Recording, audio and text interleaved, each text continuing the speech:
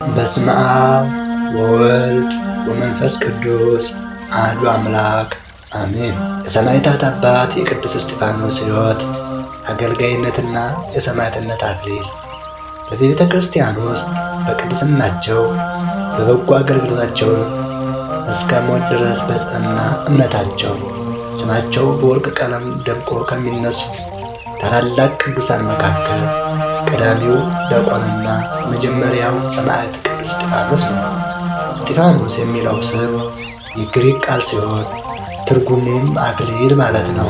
እንደ ስሙም ሁሉ በክርስትና ታሪክ ውስጥ የመከራንና የሰማዕትነትን አክሊል በመቀዳጀት የሰማዕታት መሪ ለመሆን በቅቷል።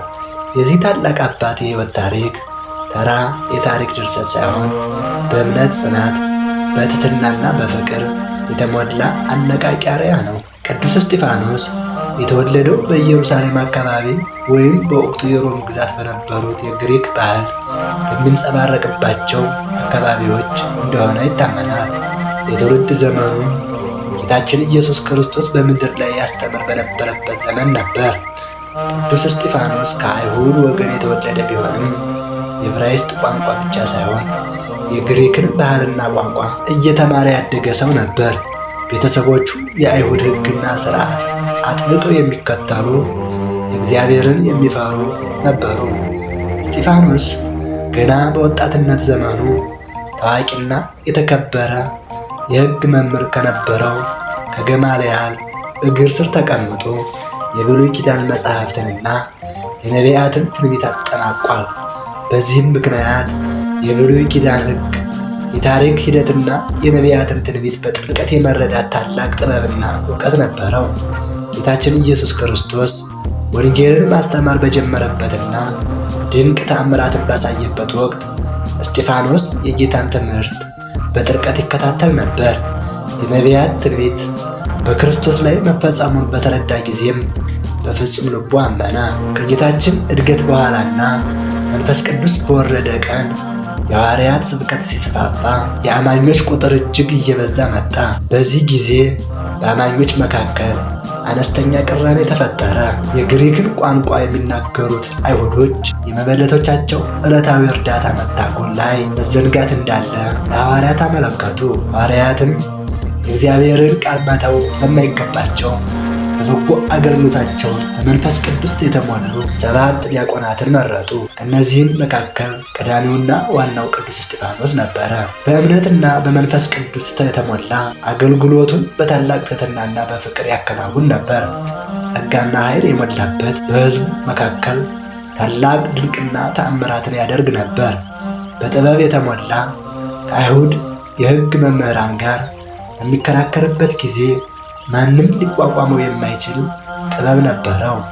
የእስጢፋኖስ ስብከት በእግዚአብሔር ኃይል የሚያደርገው ተአምራትና የነበራቸው መንፈሳዊ ተጽዕኖ የአይሁድ የሃይማኖት መሪዎችንና የሕግ መምህራንን አስቆጣቸው። ከተለያዩ ምኩራቦች የተውጣጡ የሕግ አዋቂዎች ከእስጢፋኖስ ጋር ይከራከሩ ነበር። ነገር ግን ይናገሩበት የነበረውን ጥበብና መንፈስ ይቃወሙ ዘንድ አልቻሉም። ተከራካሪዎቹ ማሸነፍ ባልቻሉ ጊዜ ምቀኝነትና ጥላቻ ስለያዛቸው የሚመሰክሩ ሰዎችን አዘጋጁ። ሙሴንና እግዚአብሔርን ሲሳደብ ሰምተነዋል የሚል የሐሰት ክስ በመስጠት ሕዝቡንና ሽማግሌዎችን አነሳስተው ያዙት።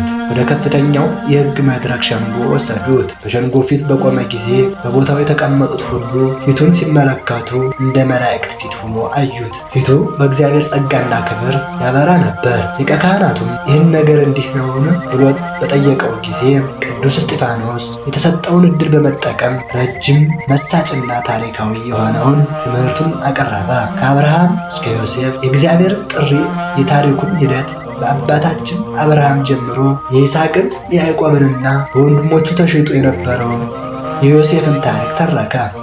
ሙሴ ሕዝቡን ከግብፅ ባርነት እንዴት እንዳወጣ፣ አይሁድ ግን በበረሃ ውስጥ ሙሴንና የእግዚአብሔርን ሕግ እንዴት ይቃወሙ እንደነበር አስረዳ።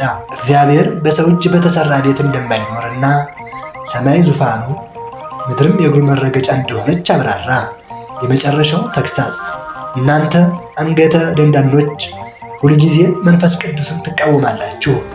አባቶቻችሁ ነቢያትን እንዳሳደዱ እናንተ ደግሞ ጻድቁን አሳልፋችሁ ሰጣችሁ። ገደላችሁትም በማለት እውነቱን በድፍረት ገለጸላቸው። ይህንን በሰሙ ጊዜ ልባቸው በቁጣ ተቃጠለ፣ ጥርሳቸውንም አፋጩበት። ቅዱስ እስጢፋኖስ ግን በመንፈስ ቅዱስ ተሞልቶ ወደ ሰማይ ትኩር ብሎ ሲመለከት የእግዚአብሔርን ክብር፣ ኢየሱስንም በእግዚአብሔር ቀኝ ቆሞ አየ። እነሆ ሰማያት ተከፍተው የሰው ልጅም በእግዚአብሔር ቀኝ ቆሞ አያለሁ አለ። በዚህ ጊዜ ሕዝቡ በታላቅ ድምፅ ጮኸ፣ ጆሮአቸውንም ደፈኑ። በአንድ ልብ ሆነውም ወደ እሱ ሮጡ።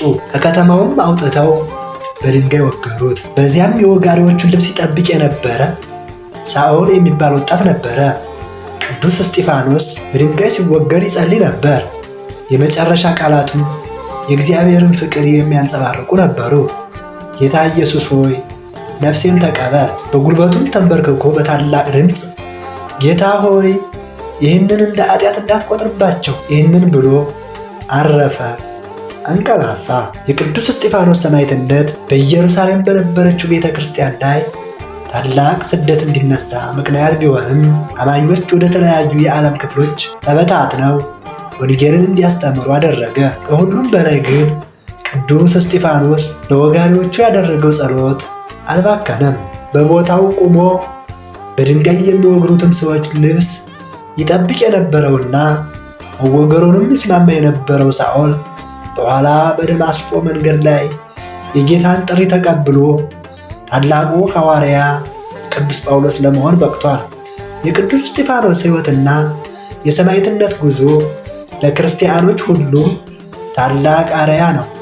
እርሱም በኃይልና በጥበብ ወንጌልን መስበክ ብቻ ሳይሆን ጠላቶቹንና በድንጋይ የሚወግሩትን ሰዎች ይቅር ለማለት የቻለበት የፍቅርና የምሕረት ልብ ነበረው።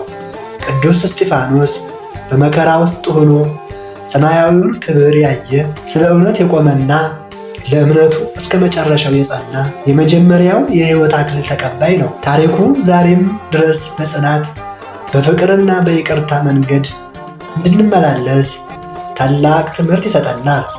በእውነት ላይ መቆም ዋጋ ቢያስከፍልም ፍጻሜው ክብር መሆኑን፣ ከጥላቻ ይልቅ የይቅርታ ኃይል የበለጠ እንደሚያሸንፍ እናም በጽናት ለቆመ ሰው ሰማያት ሁልጊዜ የተከፈቱ መሆናቸውን ያሳየናል። ወስብሐት ለእግዚአብሔር ወለወላዲቱ ድንግል ወለመስቀሉ ክቡር። ይቆየ።